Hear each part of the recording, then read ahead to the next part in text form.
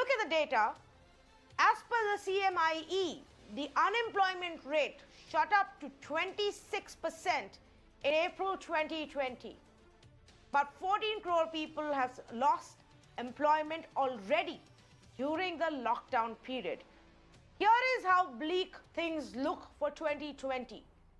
Fitch has slashed India's growth forecast to a 30-year low of just 2% for this year. IMF has actually put it at a lower number of 1.9% for this year. Moody has cut the forecast to 2.5%. S&P Global Ratings has cut our estimate to 3.5%. Now, this is a country that till January 2019 was actually growing at over 8% as per the government figures. We are now looking at completely coming to a standstill and recording hardly any economic activity. So layoffs, salary cuts, leave without pay are all realities of this new world in 2020. How do we deal with this? How do companies deal with this? Can the government come in any way and help the people and help the companies? Should there be a payroll protection plan? What can be done? How do we make this easier on you and I, our companies, businesses, and what can the government do? That's all that I want to talk about one more time. So let's say good evening to our panelists. Devashish Sharma, founding member of People Strong, joining us this evening. Gopal Agarwal, national spokesperson for the BJP. We'll also have Aditya Mishra, CEO for CIEL HR, joining us shortly. But first up to Devashish Sharma. Devashish, it's going to be a rough year. Once we are done with the health emergency, there will be another one. Now, how do we go about it?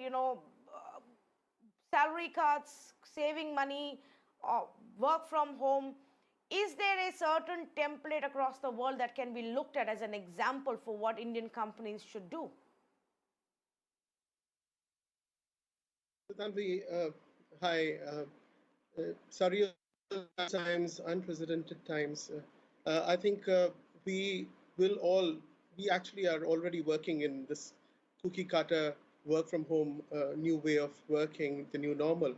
It is very, very important that industry gears up to be able to cope with this and bring about a lot of measures, whether it is upskilling their talent and also giving some kind of measures that will help their people.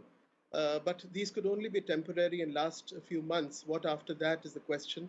I think it is the opportunity for us to move to a partial contractual workforce, a gig workforce, tying it down with a lot of skill bodies to be able to come together so that organizations can, even today we have a huge surplus of people who are willing to work as a gig workforce, and my organization, tagged by People Strong, is tapping, and almost 40% of what we hire come from this pool.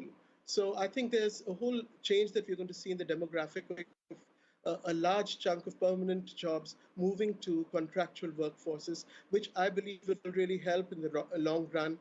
Candidates, people seeking jobs will need to upskill themselves, will need to have multi-skills to make sure that they remain employed. Of course, there are other large things that even the government can do. The government is already doing, and irrespective of our political affiliations, we've got to rally behind the government of the day and make sure that the government can, of course, have great opportunities in leveraging Make in India and campaigning and using diplomacy across the world to take and seize this opportunity to manufacture within India in the next year, and that could be a big path breaker for this nation.